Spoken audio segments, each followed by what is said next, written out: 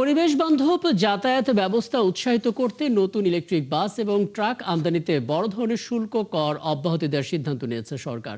রোববার সন্ধ্যায় প্রধানমন্ত্রী তারেক রহমানের সভাপতিত্বে জাতীয় সংসদ ভবনের ক্যাবিনেট কক্ষে অনুষ্ঠিত মন্ত্রিসভা বৈঠকে এই প্রস্তাবে অনুমোদন দেওয়া হয়।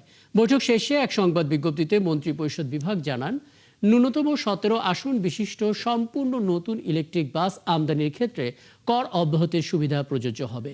এছাড়া শিক্ষার্থী পরিবহন ছাড়া অন্যান্য কাজে ব্যবহারের উদ্দেশ্যে আমদানিকৃত এসব বাসের ক্ষেত্রে 15% ভ্যাট বহাল থাকবে। তবে ভ্যাট ছাড়া সব ধরনের শুল্ক ও কর থেকে অব্যাহতি দেওয়া হয়েছে।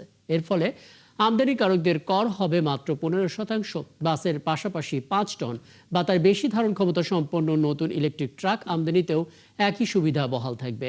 আগামী 30 জুন পর্যন্ত এই বিশেষ শুল্ক সুবিধা কার্যকর থাকবে।